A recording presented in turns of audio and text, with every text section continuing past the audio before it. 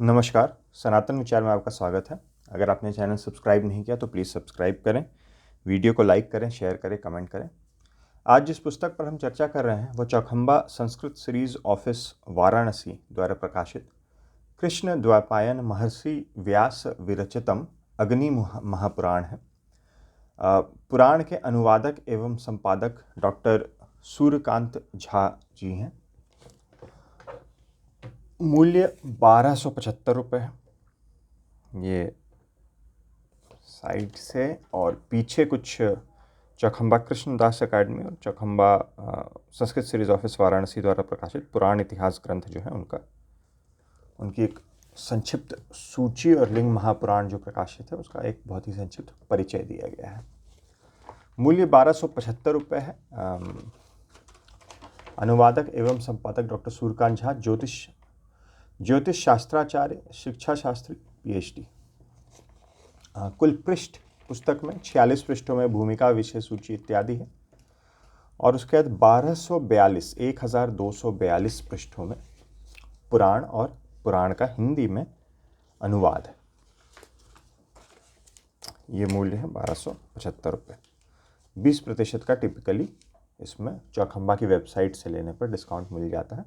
Offline भी कई विक्रेता चौखंबा की पुस्तकों पे 20% तक का डिस्काउंट दे देते हैं। यहाँ से भूमिका प्रारंभ हो रही है। भूमिका में जाने से पहले पुराण विमर्श से अग्नि पुराण का एक परिचय देख लें। परिचय भूमिका में भी दिया हुआ है, एक बार यहाँ से संक्षेप में काफ़ी दिया हुआ है तो देख लेते हैं जल्दी से। ये पुराण विमर्श पे वीडियो पुराण प्लेलिस्ट में उपलब्ध है, वहाँ से आप देख सकते हैं। इस पुराण को यदि समस्त भारतीय विद्याओं का विश्वकोश कहें तो किसी प्रकार की अतियोक्ति ना होगी। इन पुराणों का उद्देश्य जन साधारण में ज्ञातव्य विद्याओं का प्रचार करना भी था। इसका पूरा परिचय हमें इस पुराण के अनुशीलन से मिलता है। इस पुराण में 383 अध्यायों में नाना प्रकार के विषयों का सन्निवेश कम आश्चर्य का विषय नहीं है। अवतार की कथाओं का संक्षेप में वर्णन कर रामायण और महाभारत की कथा पर्याप्त विस्तार के साथ दी गई है। मंदिर निर्माण की कला के साथ प्रतिष्ठा तथा पूजा के विधान का विवेचन संक्षेप में सुचारू रूप में किया गया है। ज्योतिष शास्त्र, धर्मशास्त्र, व्रत, राजनीति, आयुर्वेद आदि शास्त्रों का वर्णन बड़े विस्तार के साथ मिलता है। छंद शास्त्र का निरूपण 8 अध्यायों में किया गया मिलता है। अलंकार शास्त्र का विवेचन बड़े ही मार्मिक ढंग से किया गया है। व्याकरण की भी छानबीन कितने ही अध्यायों में की गई है। कोश के विषय में भी कई अध्याय लिखे गए हैं जिनके अनुशीलन से पाठक के शब्द ज्ञान की विशेष वृद्धि हो सकती है। योग शास्त्र के यम, नियम आदि 8 अंगों का वर्णन संक्षेप में बड़ा ही सुंदर है। अंत में अद्वैत वेदांत के सिद्धांतों का सार संकलन है। एक अध्याय में गीता का भी सारांश एकत्रित किया गया है। इस प्रकार इस पुराण के अनुशीलन से समस्त ज्ञान विज्ञान का परिचय मिलता है। तो ये एक परिचय था पुराण विमर्श के अनुसार। अब यहाँ भूमिका में देखते हैं तो पहले एक जनरल पुराण के ऊपर इंट्रोडक्शन दे रहे हैं डॉक्टर सूर्यकांत झा जी। श्रुति, स्मृति एवं पुराण ये तीनों वैदिक धर्म के सनातन आधार स्तंभ है। इन तीनों में श्रुति प्रधान है। श्रुति मूलक होने से ही स्मृति एवं पुराणों की प्रामाणिकता आज भी अक्षुण्ण है। भारतवर्ष में अंग्रेजों की गुलामी के फलस्वरूप पाश्चात्य पद्धति का प्रचार प्रसार एवं प्रभाव अधिक होने के कारण पुराणों के विषय में पाश्चात्य शिक्षित भारतीय विद्वानों ने अनेक दुराग्रहपूर्ण कुतर्क उपस्थित किए। उनका यह कथन पुराण केवल गपोड़े हैं का समाज पर पर्याप्त प्रभाव भी पड़ा। फलस्वरूप तत्कालीन उस समाज ने पुराणों की पर्याप्त अवहेलना भी की।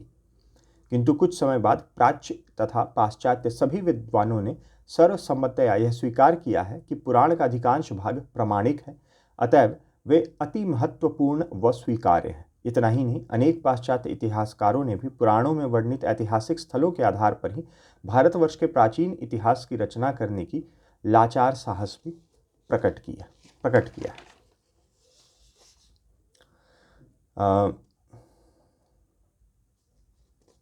फिर आगे इसी विषय पर चर्चा करते हैं। विभिन्न जो वेदों की शाखाएं, संहिताएं, सूत्र इत्यादि है उन पे। यहाँ कहते हैं सनातन वैदिक धर्म 3 कांडों में विभक्त है। 3 कांड बता रहे, कर्मकांड, ज्ञान कांड और उपासना कांड। मंत्र संहिता तथा ब्राह्मण ग्रंथ जो है यह इसमें कर्मकांड में डाल रहे हैं। ज्ञान कांड के प्रतिपादक मुख्यतः आरण्यक, उपनिषद और ब्रह्मसूत्र आदि हैं। और तीसरा उपासना कांड है, जो मुख्यतः पुराण है। पुराणोक्त सृष्टि क्रम का स्वरूप, ये एक सब हेडिंग देके भूमिका के अंतर्गत ही विभिन्न पुराणों में जिस प्रकार से सृष्टि क्रम बताया गया है उसके ऊपर चर्चा कर रहे हैं। यहाँ पे कुछ सब हेडिंग्स के अंदर पुराणों के ऊपर अलग अलग विषयों पे चर्चा कर रहे हैं। तो ये सृष्टि क्रम से ही संबंधित ये 4-5 पृष्ठों में इन्होंने चर्चा की है। ये सब वही चल रहा है। विभिन्न प्रकार के सर्ग, प्राकृत सर्ग, व्याकृत सर्ग और उभयात्मक सर्ग, जो 9 तरह के सर्ग होते हैं, उनका विवेचन किया है। फिर एक सब हेडिंग देके भगवान शिव के प्रसंग में प्रचारित भ्रम निवारण, उस पर चर्चा की है। पुराणों को अर्वाचीन कहना मात्र भ्रम युक्त कथन है कि पुराण जो है उनकी अभी हाल फिलहाल में रचना हुई है। अभी हाल फिलहाल कहने का मतलब पिछले 400-500 वर्षों में, 700 वर्षों में। फिर मूर्ति पूजा संबंधित भ्रम निवारण, इस पर इन्होंने अपनी कुछ टिप्पणी दी है। पुराणों की लोक में उपयोगिता, इसके ऊपर टिप्पणी है जहाँ विभिन्न पुराणों की चर्चा है। पुराण पंचलक्षण पे चर्चा है। सर्ग, प्रतिसर्ग, वंश, वंशानुचरित और मनवंतर, इस पे हम पर्याप्त चर्चा कर चुके हैं।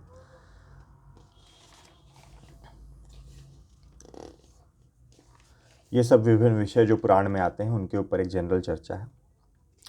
अब यहाँ से अग्नि पुराण से संबंधित चर्चा जो है वो प्रारंभ कर रहे हैं। अग्नि पुराण का स्वरूप और उसका श्लोक परिमाण। हिंदी साहित्य सम्मेलन प्रयाग से प्रकाशित अग्नि पुराण की भूमिका को सर्वभारतीय काशीराज न्यास, ऑल इंडिया काशीराज ट्रस्ट, अब शायद इनके पुराण नहीं आते हैं, पहले अभी भी एग्जॉटिक इंडिया वगैरह पे इनके कुछ पुराण जो हैं वो उपलब्ध हैं, बहुत ही प्रामाणिक माने जाते हैं। सर्वभारतीय काशीराज न्यास वाराणसी के पुराण संपादक श्रीमान रामशंकर भट्टाचार्य जी ने लिखा है। श्रीमान रामशंकर भट्टाचार्य जी का नाम हमने पहले भी सुना है जब हमने योग दर्शन पे राजमार्तंड, जो भोजदेवकृत भाष्य था, उसकी भूमिका में इनका नाम आता है उस पुस्तक में। वाराणसी के पुराण संपादक श्रीमान रामशंकर भट्टाचार्य जी ने लिखा है, उसमें उन्होंने अपने शोधपूर्ण अग्निपुराण विषयक तथ्यों को सप्रमाण प्रस्तुत करने की चेष्टा की है, जिसे यहाँ प्रदर्शित करना अनुचित नहीं होगा, बल्कि पाठकों का ज्ञान को और विस्तार ही मिलेगा। वे इस प्रकार लिखते हैं। तो ये श्री रामशंकर भट्टाचार्य जी ने लिखा था, वो यहाँ रिप्रोड्यूस किया गया है। पुराणों में अष्टादश पुराणों, जो कभी कभी महापुराण भी कहलाते हैं, कि जो सूचियाँ मिलती हैं उसमें अग्नि या आग्नेय नाम अवश्य मिलता है, जिससे अग्नि पुराण की प्राचीनता एवं प्रामाणिकता ज्ञात होती है। अग्नि नामक देव इस पुराण के वक्ता हैं, अतः यह अग्नि नाम से अभिहित होता है। आग्नेय का अर्थ है अग्नि से संबंधित अथवा अग्नि द्वारा प्रोक्त। अग्नि पुराण के स्वरूप और परिमाण के विषय में पुराणों में कुछ निर्देश मिलते हैं। मत्स्य पुराण में कहा गया है कि जिस पुराण में अग्नि ने वशिष्ठ को ईशान कल्प का वृतांत कहा, वह आग्नेय पुराण है। स्कंद पुराण के प्रभास खंड और नारदीय पुराण में भी यही मत है। प्रचलित अग्नि पुराण का वक्ता यद्यपि अग्नि है, तथापि उसमें ईशान कल्प का नाम नहीं मिलता। इससे यह बात स्पष्ट हो जाती है कि कोई प्राचीनतर ईशान कल्पीय वृतांताख्यापक अग्निपुराण था, जो लुप्त हो गया, और प्रचलित अग्निपुराण इस पुराण का आश्रय करके लिखा गया है। अल्प प्राचीन सामग्री के साथ अत्यधिक नवीन सामग्री जोड़ के विभिन्न समयों में विभिन्न अग्निपुराण प्रचलित थे। इस तथ्य में सर्वबलिष्ठ हेतु है। अग्निपुराण के परिमाण के विषय में मतभेद है। अग्निपुराण में ही एक स्थल पर अग्निपुराण का परिमाण 12,000 तथा अन्यत्र 15,000 कहा गया है। इस पुराण का श्लोक परिमाण भागवतानुसार 15,400, देवी भागवत अनुसार 16,000 तथा नारदीय पुराण के अनुसार 15,000 है। एक निश्चित ग्रंथ के श्लोक परिमाण के विषय में ऐसे मतभेद नहीं हो सकता। अतः यह स्वीकार्य है कि इन पुराणों के रचनाकारों ने अपने समय में जिस अग्निपुराण को देखा था, उनके परिमाण का ही उल्लेख उन्होंने किया। निबंध ग्रंथों को देखने से भी ज्ञात होता है कि कभी प्रचलित अग्निपुराण में पृथक, चाहे सर्वथा भिन्न ना हो, कोई अग्निपुराण विद्यमान था, क्योंकि निबंध ग्रंथों में उद्धृत अग्निपुराण के श्लोक प्रचलित अग्निपुराण में नहीं मिलते हैं। अपेक्षाकृत अर्वाचीन निबंध ग्रंथों में प्रचलित अग्निपुराण के श्लोक उद्धृत मिलते हैं। प्राचीन निबंध ग्रंथकार वल्लाल सेन, जिनके निबंध ग्रंथ है दान सागर, ने जो प्रचलित अग्निपुराण के अत्यंत स्पष्ट शब्दों में ही एक अप्रामाणिक ग्रंथ कहा है। अब यह अग्निपुराण को तामस माना गया है। पुराणों में यह कहा गया है कि तामस वह पुराण होता है जिसमें अग्नि अथवा शिव की महिमा का प्रधानतः प्रतिपादन किया गया है। यह मत्स्य पुराण के अनुसार है। अब ये जो बात आती है निबंध ग्रंथकार वल्लाल सेन और प्रचलित अग्नि पुराण और एक पुराण एक दूसरे पुराण होने की, तो इसके संदर्भ में हम जल्दी से एक अष्टादश पुराण दर्पण जो श्री ज्वाला प्रसाद जी मिश्र द्वारा उनका ग्रंथ है, इसका अवलोकन करें। इस पर भी वीडियो जो है वो आपको पुराण वाली प्लेलिस्ट में मिल जाएगा। जल्दी से देख लेते हैं अग्नि पुराण के बारे में ये क्या कह रहे हैं। अष्टम आग्नेय पुराण। इस समय दो प्रकार के अग्नि या वहनी पुराण प्रचलित देखा जाता है। नीचे दोनों प्रकार के आग्नेय की विषय सूची दी जाती है। तो पहला जो आग्नेय है उसमें जो ये विषय सूची देते हैं उसमें मात्र 181 चैप्टर्स हैं, और दूसरा अग्नि पुराण जो ये कह रहे हैं, जो कि यह ग्रंथ है जो हमारे समक्ष है और जिसका कि विवरण पुराण विमर्श में भी दिया गया है, उसमें 383 अध्याय हैं। फिर ऊपर के जो दो श्रेणी के अग्नि पुराण की सूची दी गई है उसमें दूसरा छप गया है, पहला अभी तक मुद्रित नहीं हुआ है। अब जिस समय इन्होंने ये पुस्तक लिखी थी उस समय नहीं हुआ था, अब मुद्रित हो चुका है। वो हम अगले वीडियो में देखेंगे। अब देखना चाहिए कि इन दोनों में से किसको हम यथार्थतम पुराण कहकर ग्रहण कर सकते हैं। फिर उसके ऊपर इन्होंने अपना नारद पुराण में जो विषय सूची दी हुई है उसकी चर्चा की है, और उसके बाद यहाँ जो ये कहा गया है कि ईशान कल्प का नाम नहीं मिलता, वो ईशान कल्प का नाम जो है वह वहनी पुराण में मिलता है, और श्री बल्लाल सेन ने जो श्लोक उद्धृत किए हैं वह भी वहनी पुराण में मिलता है। यहाँ फिर वही विभिन्न विषयों पर चर्चा कर रहे हैं। ईशान कल्प के वृत्तांत प्रसंग में अग्नि ने वशिष्ठ के निकट जो पुराण कहा है वही आग्नेय नाम से विख्यात है। वह 16,000 श्लोक युक्त और सर्वज्ञों का फल देने वाला है।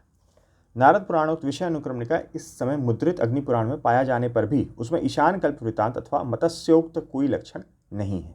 तो नारद पुराण में जो विषय अनुक्रमणिका दी गई है वो इस पुराण में मिलती है, केवल ईशान कल्प वृत्तांत और मत्स्योक्त कोई लक्षण उसमें नहीं है। वाराह प्रचलित अग्नि पुराण के दूसरे अध्याय में फिर इस प्रकार वाराह कल्प का प्रसंग है। इस कारण यह वाराह कल्प प्रसंगाधीन अग्नि पुराण वहनी पुराण नाम से जो स्वतंत्र एक में पुराण की सूची दी गई है उसमें ईशान कल्प या वशिष्ठ के साथ अग्नि की कथा का कोई प्रसंग नहीं है। अच्छा, इनका कहना है कि उसमें भी नहीं है। ब्रह्म के पुत्र मरीचि 12 वार्षिक सत्र में अग्नि के निकट जो धर्म अनुष्ठान आदि का उपदेश पाया था उसके अवलंबन से इस पुराण का प्रथमांश आरंभ है। तो इनका मानना है कि बल्लाल सागर के दान सागर में अग्नि पुराण के जो श्लोक उद्धृत हैं उनमें से कई श्लोक इस वहनी पुराण में पाए गए हैं, किंतु यह सब श्लोक प्रचलित अग्नि पुराण में नहीं पाए गए हैं। पुराण उद्धार काल में यह संशोधित रूप प्रकाशित होने पर भी आदि अग्नि पुराण के अनेक विषय इस वहनी पुराण में हैं।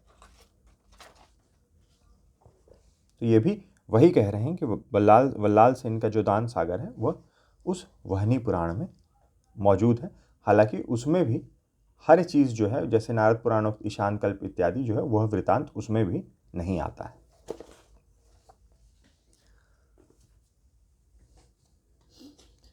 उपलब्ध प्राचीनतर अग्नि पुराण। फिर उसी संदर्भ में यहाँ भी टिप्पणी कर रहे हैं। उपरोक्त श्रीमान भट्टाचार्य जी कहते हैं कि हमारे सौभाग्य है कि अग्नि पुराण के पुराणोक्त लक्षण जिसमें घटते हैं ऐसा एक अग्नि पुराण का हस्तलेख प्राप्त हो गया है। इसका हस्तलेख एशियाटिक सोसाइटी कलकत्ता में है और वहनी पुराण नाम से अभिहित हुआ है। निबंध ग्रंथों में आग्नेय पुराण नाम से जो उदाहरण मिलते हैं वे इस पुराण में मिल जाते हैं। यह पुराण में तांत्रिक प्रभाव अणुमात्र भी नहीं है। इसमें अग्नि महात्म्य का प्रतिपादन है, पर इसमें भी ईशान कल्प का उल्लेख नहीं है, जिससे सिद्ध होता है कि यह आग्नेय पुराण प्रचलित अग्नि पुराण से भी प्राचीन होने पर भी वह पुराण नहीं है जो मत्स्य आदि पुराणकारों के द्वारा लक्षित हुआ था। यह भी हो सकता है कि इस आग्नेय पुराण से ईशान कल्प का वृत्तांत च्युत हो गया। प्रचलित अग्नि पुराण के साथ इस आग्नेय पुराण का तुलनामूलक अध्ययन करके तथा आग्नेय पुराण पर सर्वांगीण विचार करके डॉक्टर RC हाजरा ने एक विद्वत प्रशंसित निबंध प्रकाशित किया है। अग्नि पुराण के विषय में विशेष जिज्ञासु को यह निबंध अवश्य देखना चाहिए। तो यह निबंध और वहनी पुराण जो हमने अन्य महापुराण भी अभी तक चैनल पर कवर किए हैं उसमें से कुछ महापुराणों में भी वहनी पुराण जो है वो यह नाम आता है। प्रचलित अग्नि पुराण का वैशिष्ट्य, अब इसमें कह रहे हैं कि आग्नेय पुराण पर भी विवाद करना व्यर्थ है क्योंकि यह अभी तक अमुद्रित है। तो ये उस समय का था, अब यह मुद्रित है, हालांकि केवल मूल में है, अनुवाद के साथ नहीं है। प्रचलित अग्नि पुराण जो मूलतः अग्नि वशिष्ठ संवाद में है अपने को विद्या सागर कहता है। इस पुराण में सभी विद्याएं प्रदर्शित हुई हैं।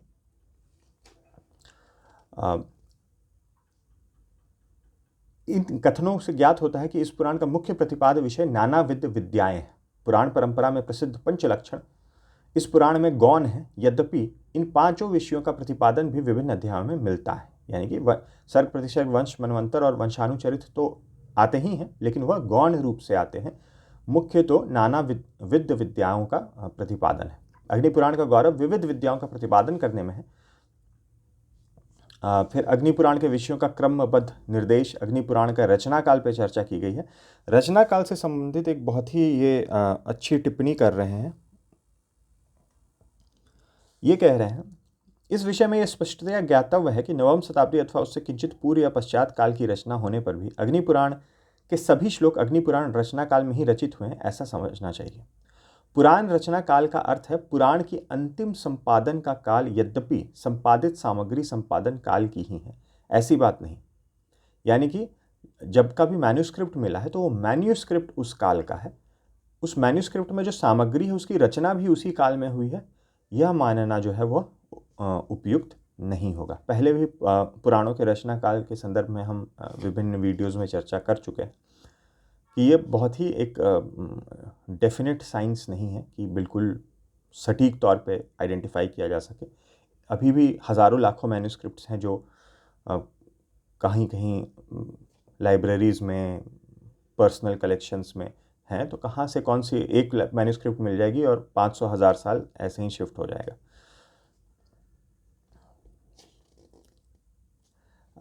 आगे लिखते हैं, इसमें अनुमात्र संशय नहीं है कि अग्निपुराण के अनेक प्रकरण प्राचीनतर ग्रंथों के आधार पर बहुधा उन ग्रंथों के वाक्यों का ही प्रयोग कर देश काल संप्रदाय अनुसार अल्प या अधिक परिवर्तन, जिसमें परिवर्धन एवं परिवर्जन दोनों हैं, के साथ लिखे गए हैं।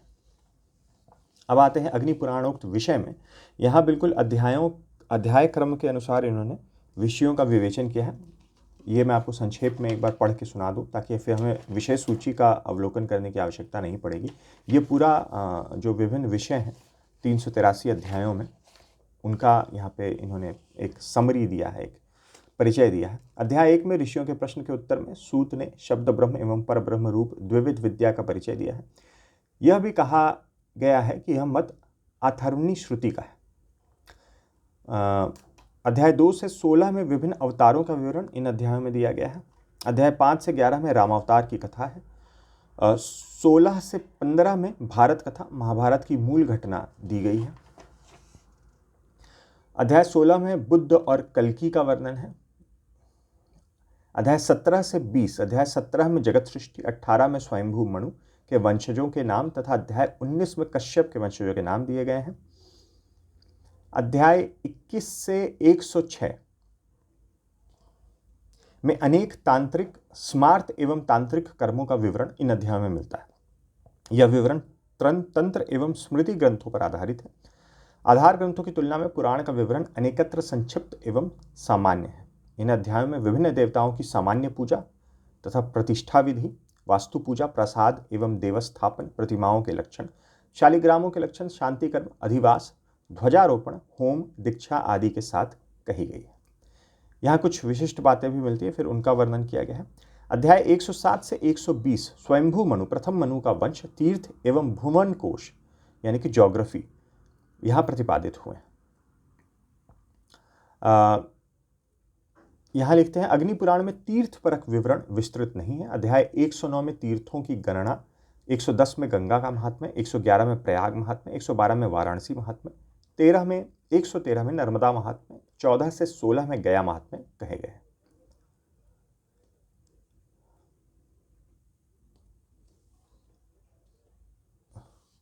यहाँ लिखते हैं, इस पर गिनने में 7 नाम दिए गए। हिंदी अनुवादक ने भूमि और चंडेश्वर के 2 नाम मानकर 8 संख्या की पूर्ति की है, जो विचारणीय है। तो ये शायद अपने ही बारे में कह रहे हैं, लेकिन थर्ड पर्सन में क्यों कह रहे हैं यह पता नहीं। अध्याय 121 से 143 में फलित ज्योतिष, युद्ध जयार्णव, नानाविध मंत्र, औषधि एवं तांत्रिक कर्म इन अध्यायों में कहे गए। 150 में स्वयंभू, स्वरोचिस आदि 14 मनवंतरों का जैसा विवरण अन्य पुराणों में मिलता है वह यहाँ भी है।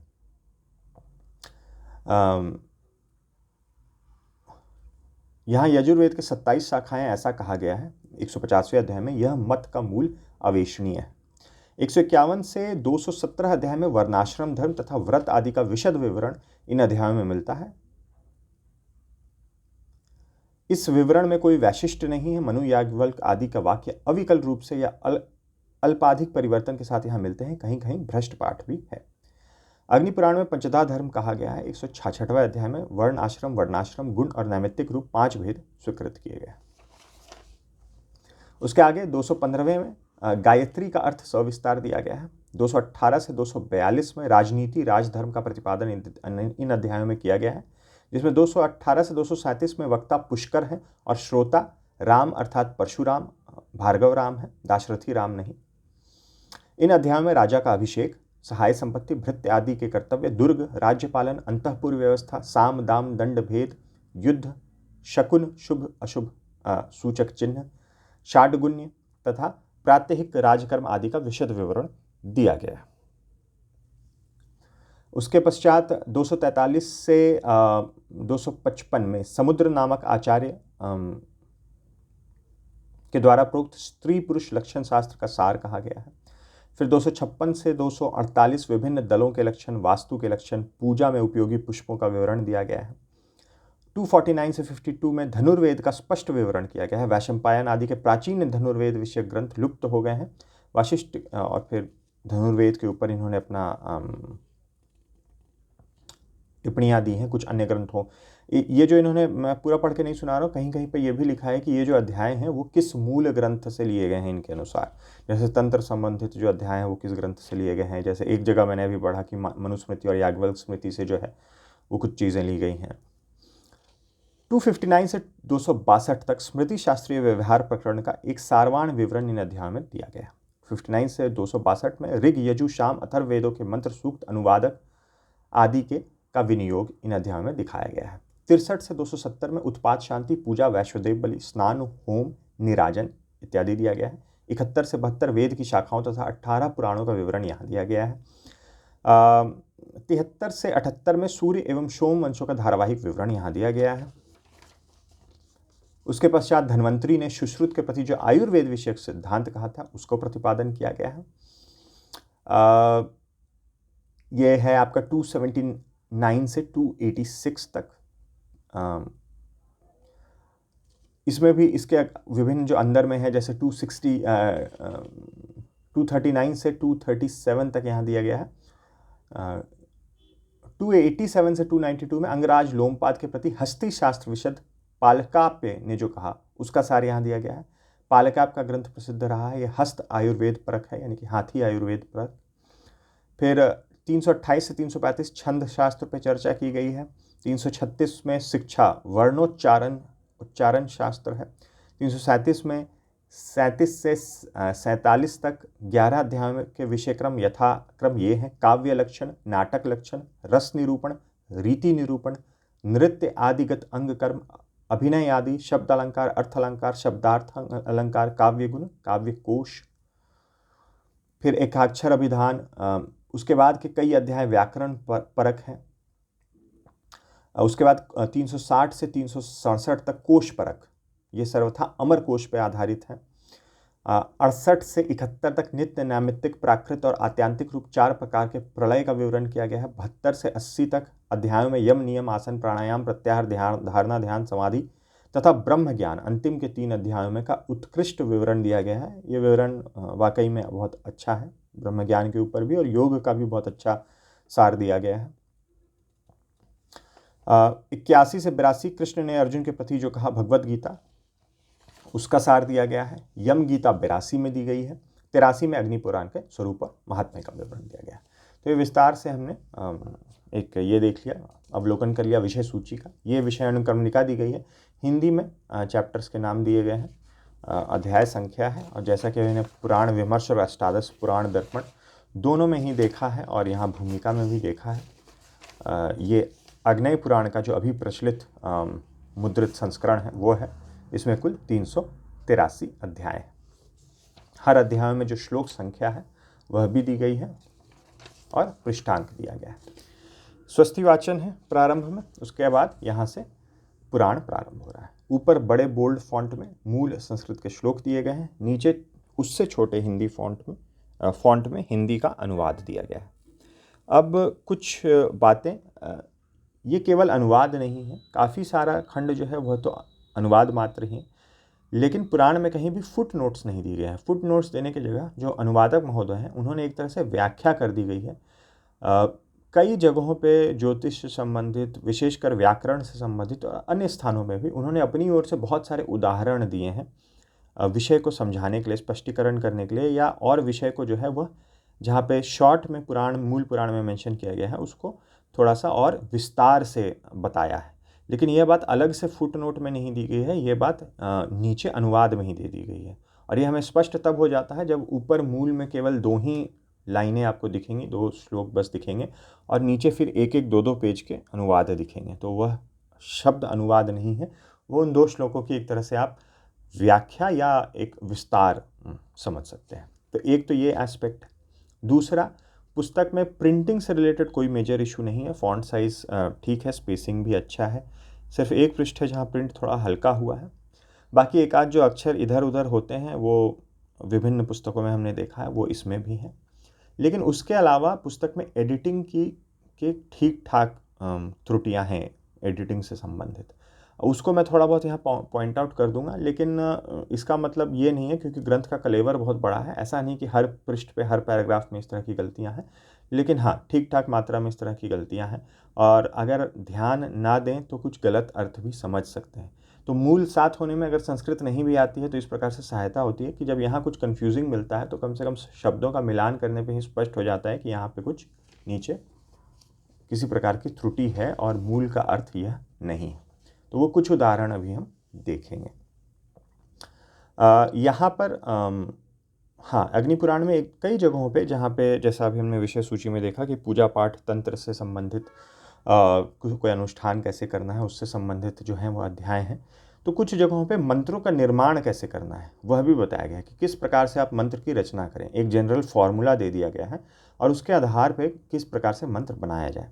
जैसे यहाँ लिखते हैं, जिन देवताओं के लिए कोई विशेष मंत्र नहीं बतलाया गया है उनके नाम के आदि में प्रणव लगाएं, नाम के आदि अक्षर में अनुस्वार लगाकर उसको बीज के रूप में रखें तथा पूर्ववत नाम के अंत में चतुर्थी विभक्ति और नमः शब्द जोड़ दें।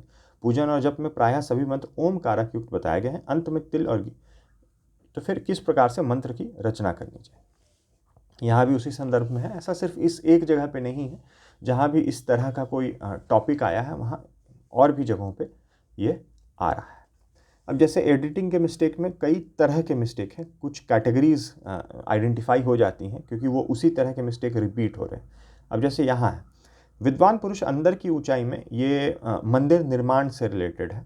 विद्वान पुरुष अंदर की ऊंचाई में दुगनी शिखर की ऊंचाई कराए, शिखर की ऊंचाई से दुगनी शिखर की ऊंचाई कराए। अब फिर शिखर आ गया, जबकि मूल में अगर हम देखें तो भित्युच्छ्रयाततु द्विगुणम शिखरम कल्पयेद बुद्ध। तो ये तो विद्वान पुरुष अंदर की ऊंचाई से दुगनी शिखर की ऊंचाई कराए, बिल्कुल ठीक है।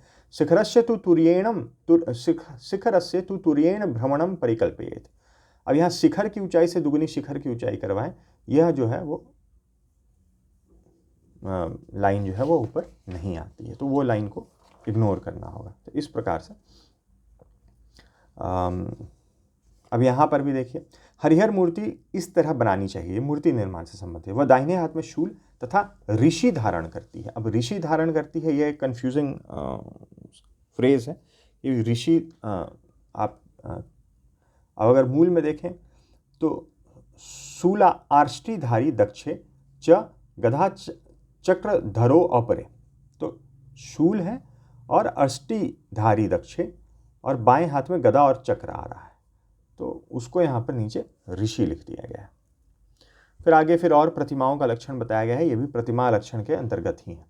देखिए ये वीडियो छोटा होगा, ग्रंथ अगर कोई पढ़ता है तो उसको महीनों लग सकते हैं ग्रंथ पढ़ने में, तो हो सकता है अभी मैं गलतियाँ पॉइंट आउट कर रहा हूँ तो आपको लगे कि ये बहुत ज़्यादा इसमें मिस्टेक्स हैं, और वैसा नहीं है।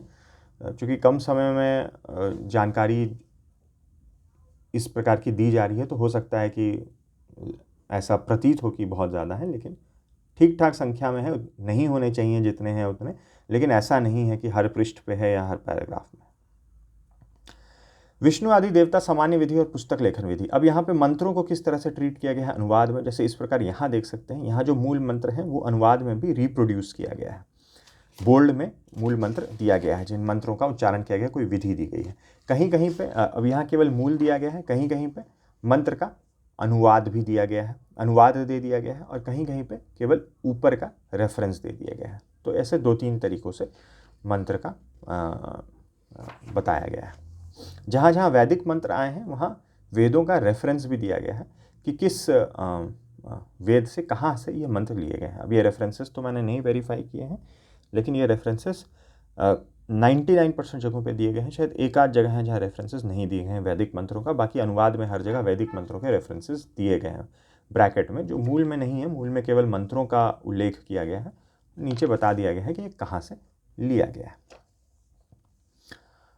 यहाँ फिर एक दूसरे तरह का मिस्टेक है। ओम सोम सोमाय नमः इस मंत्र से पूर्व में चंद्रमा की, ओम सोम सोमाय नमः इस मंत्र से पूर्व में चंद्रमा की। अब देखिए 2 बार रिपीट हो गया ओम सोम सोमाय नमः, जबकि और फिर ओम बुम बुधाय नमः। अब सोम सोमम बुम बुद्धम ब्रह्म चम जीवम च भार्गवम यजेत, इस मंत्र से अब ये ओम बुम बुधाय नमः आया तो इस मंत्र से भी लिख दिया गया इस मंत्र से पूर्व में चंद्रमा की। तो इस मंत्र से ओम ब्रह्म बृहस्पताय नमः इस मंत्र से पश्चिम में बृहस्पति की, ओम भम भार्गवाय नमः इस मंत्र से उत्तर में शुक्र की पूजा करनी चाहिए। लेकिन इसके आगे जो है ओम बुम बुधाय नमः में भी यहाँ बुध होना चाहिए था, तो यहाँ भी चंद्रमा हो गया।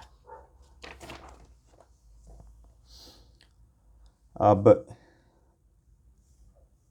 हाँ, यहाँ एक इंटरेस्टिंग चीज़ आई है। जो आहुति दी जाती है, जिन पदार्थों से आहुति दी जाती है, यहाँ पे बताया गया है कि उन पदार्थों का सिर्फ मतलब आहुति देने के पर्पस से उनका माप या कितनी आहुति देनी है उसका एक तरह से विवरण दिया गया है कि उसका माप किस तरह से तय किया जाता है। जैसे घी, दूध और मधु को एक एक कर्ष 16 मासा हवन करना चाहिए। दही की आहुति की मात्रा 1 सितूही बतलाई गई है। दूध की आहुति का मान 1 पसर है। सभी भक्ष्य पदार्थों तथा लावा की आहुति की मात्रा 1 मुट्ठी है। तो इस प्रकार से आहुति जब किसी पदार्थ की देते हैं तो पदार्थ अनुसार कितनी मात्रा में आहुति देनी चाहिए। अब यहाँ देखिए, इसके बाद 5 प्राणों में 1 ग्रास की आहुतियाँ अपने मुख में दें। अब 5 प्राण लिखे गए हैं, मगर मंत्र में ओम प्राणाय स्वाहा, अवनाय स्वाहा, उदानाय स्वाहा, समान और व्यान नहीं मेंशन्ड। वही जब हम ऊपर जाते हैं तो प्राणाय स्वाहा, अपनाय स्वाहा, समानाय ततस्तथा उदानाय च व्यानाय भुक्त्वा चुल्ल कमाचरेत, जबकि यहाँ वो चीज़ नहीं आ रही है। आपका व्यान और यहाँ पर समान था, तो वो दोनों नहीं आ रहे हैं यहाँ अनुवाद में। और कहीं कहीं पे मूल में भी आप देखेंगे ऐसे क्वेश्चन मार्क लगा हुआ, तो ये मुझे स्पष्ट नहीं हुआ वहाँ क्वेश्चन मार्क क्यों लगा हुआ है। या तो पाठ अशुद्ध है या पाठ का जो अर्थ है वो स्पष्ट नहीं है, शायद इस कारण। जैसे यहाँ देखिए ये क्वेश्चन मार्क लगा हुआ। यहाँ दीक्षा है, दीक्षा बहुत ही विस्तार से बताई गई है। विभिन्न प्रकार की दीक्षाएं किस प्रकार से दी जाती हैं, क्या क्या होता है, बहुत ही विस्तृत विवरण दीक्षा का दिया गया है। इस जगह पे भुवनों का वर्णन आया है। अध्याय जो है ये है निर्वाण दीक्षागत निवृत्ति कला शोधन। तो इसमें क्या है कि यहाँ पर भुवन जो नाम दिए गए हैं 108 रुद्र, ये 8 रुद्र ब्रह्मांड कटाह के अंदर स्थित हैं। यह स्मरण रखना चाहिए कि इन्हीं के नाम पर 108 भुवनों के भी नाम है। तो 108 ये नाम दिए गए हैं और इन्हीं के नाम पे 108 भुवनों के नाम है। तो एक अध्याय में 108 नाम दिए गए हैं, फिर यहाँ 14 योनियों के नाम दिए गए हैं। अगले में फिर वो कम हो जाते हैं, 56 दिए गए हैं, फिर उसके अगले में 32 दिए गए हैं, फिर उसके अगले में 16 दिए गए हैं। इस प्रकार से रुद्र और भुवनों के नाम। अब देखिए यहाँ पर 56 दिए गए हैं। प्रतिष्ठा कला में 56 भुवन हैं और उनमें उन्हीं के समान नाम वाले उतने ही रुद्र जानने चाहिए। अब यहाँ 56 दिए गए हैं, अगर इसी क्रम से फिर धीरे धीरे कम होते जाते हैं 108 से। ये एक ज्योतिष शास्त्रगत विवाह आदि संस्कार आदि काल विचार है। तो इसमें विभिन्न काल विचार, रोग मुक्त स्नान, यंत्र प्रयोग, भाव और तारा, क्रय विक्रय मुहूर्त, विधि मुहूर्त, सब हेडिंग दे दी गई है अनुवाद में। युद्ध यात्रा, गौओं को गोश्त से बाहर ले जाने और गोश्त के अंदर लाने का मुहूर्त, कृषि कर्म मुहूर्त, धान्य काटने और गृह में रखने का मुहूर्त, इस प्रकार से विभिन्न चीज़ों के मुहूर्त के बारे में चर्चा की गई है। अब यहाँ पर देखिए मूल में जैसे नहीं मेंशन है यहाँ पर, बट जिस प्रकार गणिताध्याय में भास्कराचार्य सूर्य तथा चंद्रमा बिंब परिमाण के कथन के अवसर पर तो भास्कराचार्य को कोट किया गया है, तो ये मूल में नहीं है, अनुवाद में इन्होंने अपनी ओर से एक व्याख्या जोड़ी है या उसका एक विस्तार किया है। अब फिर यहाँ पर एक अलग तरह का वो है मिस्टेक। मेष आदि राशियों में क्रमशः चर, स्थिर और द्विभाव संज्ञा होती है। जिस प्रकार मेष, कर्क, तुला, मकर इन राशियों की चर संज्ञा है, इनमें शुभ तथा अशुभ स्थायी कार्य करने चाहिए। जबकि यहाँ पर चर कार्य होने चाहिए था, क्योंकि ये चर राशियों की संज्ञा है। चर कार्यम जयम कममाचरेत शुभाशुभम। और फिर अगले सेंटेंस में है स्थिरो वृषो हरि कुंभो वृश्चिक स्थिर कार्य के, यानी कि वृष सिंह वृश्चिक कुंभ इन राशियों में स्थिर संज्ञा है, इनमें स्थायी कार्य करना चाहिए। मगर यहाँ पर चर की जगह स्थायी ही प्रिंट हो गया है। तो अब अगर आप मूल पे ध्यान नहीं देंगे तो दोनों जगह स्थायी समझ लेंगे। यहाँ भी मंत्र जो है दिया गया है, और कहीं कहीं मंत्र जो ऊपर और नीचे दिए गए हैं उसमें थोड़ा बहुत अंतर दिखता है, मगर हर जगह नहीं। यहाँ उस तरह का कोई अंतर नहीं है। तो यहाँ मंत्र वो भी ऊपर मूल में भी दिया गया है और नीचे उसका हिंदी में अनुवाद भी दे दिया गया है मंत्र का। 36 पद निरूपण नवक, यहाँ बहुत ही इंटरेस्टिंग एक फॉर्मूला के हिसाब से दिया गया है। विभिन्न औषधि या फिर बाधा इत्यादि को दूर करने के लिए। तो 36 यहाँ पदार्थ जो हैं वो लिस्ट किए गए हैं, और अब उसके बाद उनको 9 औषधियों के समादाओं को नवक कहते हैं। तो नवक, षटक और चतुष्क। तो इस प्रकार से ग्रुप बना लें। अगर नवक के ग्रुप बनाते हैं तो 36 में 4 ग्रुप बनते हैं, षटक में 6 ग्रुप बनते हैं, चतुष्क में 9 ग्रुप बनते हैं।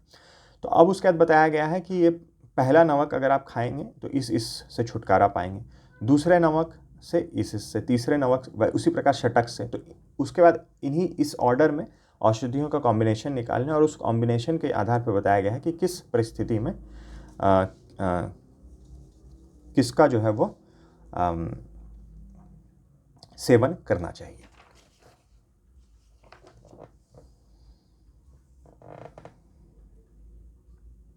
यहाँ पर देखिए, यहाँ भी जैसे व्याख्या का हमें मिलता है 1 से 5 ही श्लोक हैं, और 1 से 5 श्लोक की इतनी लंबी व्याख्या है। व्याकरण में ये हमें और भी अधिक मिलता है। एक और नई चीज़ इसमें आती है, ब्रह्म हत्या, सुरापान, चोरी और गुरुपठनी, गुरु तल्पागमन, ये महापातक कहे गए हैं। आमतौर पे यही महापातक हमें विभिन्न पुराणों में और अन्य स्मृति ग्रंथों में भी मिलते हैं। लेकिन यहाँ पर अन्य पापों को भी इनके साथ जोड़ दिया गया है, जैसे झूठ को बढ़ावा देना, राजा के सन्निकट किसी की चुगली करना, गुरु पर झूठा दोषारोपण, ये ब्रह्म हत्या के समान है। यानी कि महापातक तो 4 ही हैं, लेकिन अन्य जो पाप हैं उनको भी इससे जोड़ दिया गया है कि ये भी पाप जो है वो ब्रह्म हत्या के समान है, ये जो है वो सुरापान के समान है, ये चोरी के समान है, ये गुरु तल्पागमन के समान है। अष्टमी यहाँ व्रत विचार है, तो जैसे अष्टमी व्रत विचार है, तो अष्टमी तिथि में विभिन्न मासों में की अष्टमी तिथि में कौन कौन से व्रत करने चाहिए, वैसे ही फिर आगे अलग अलग तिथियों में नवमी तिथि इत्यादि का है। यहाँ भाव पुष्पों का विवरण किया गया है। भगवान श्री हरि विष्णु तो भक्ति एवं दया से समन्वित भाव पुष्पों द्वारा पूजित होने पर प्रतिष्ठित होते हैं। जल वारुण पुष्प है, घृत दुग्ध दही सौम्य पुष्प है, अन्न आदि प्रजापत्य पुष्प है, धूप दीप आग्नेय पुष्प है, फल पुष्प आदि पंचम वानस्पत्य पुष्प है, कुश मूल आदि पार्थिव पुष्प है, गंध चंदन वावय कुसुम है, श्रद्धा आदि भाव वैष्णव प्रसून है। ये 8 पुष्पिकाएँ हैं।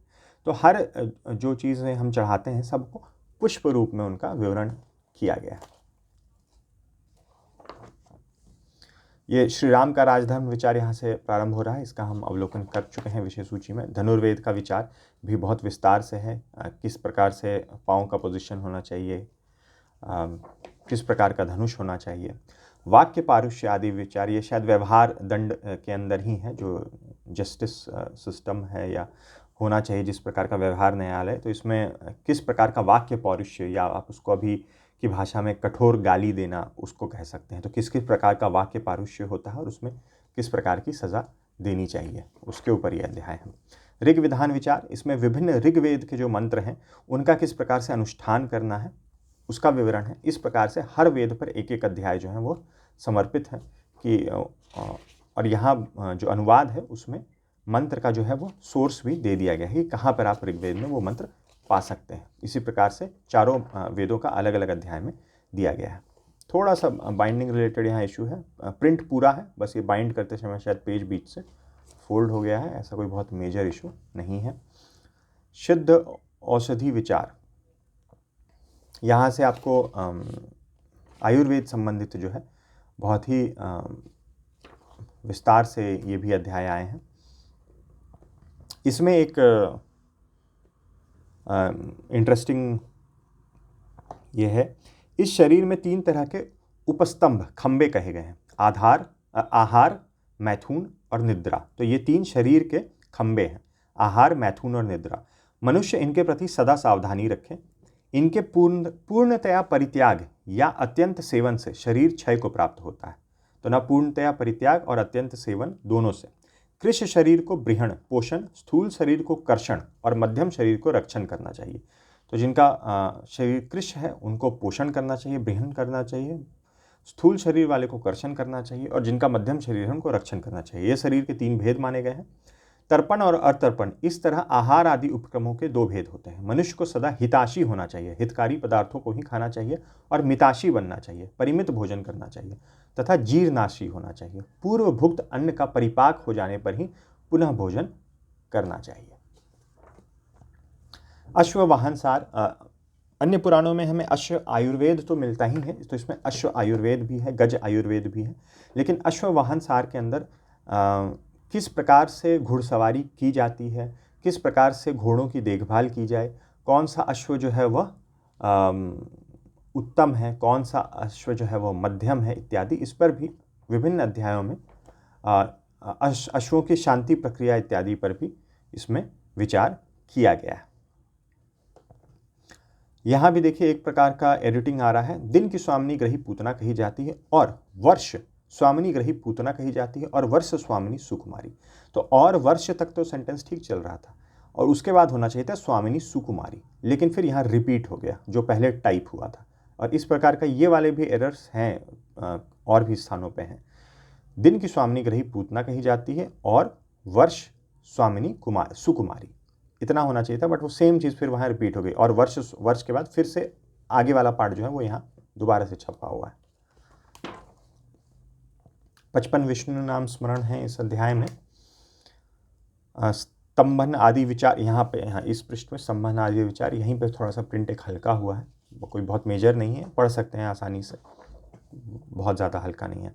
छंद आदि के प्रचार, अब ये देखिए यहाँ पर ये छोटे छोटे बस 3 श्लोक हैं, और व्याख्या देखिए, क्योंकि इन्होंने बहुत उदाहरण दिए हैं, तो जो इसके आधार पे विस्तार से समझना चाहते हैं कि ग्रंथ में क्या कहा गया है, उनको बहुत उदाहरणों के माध्यम से सहायता मिलेगी।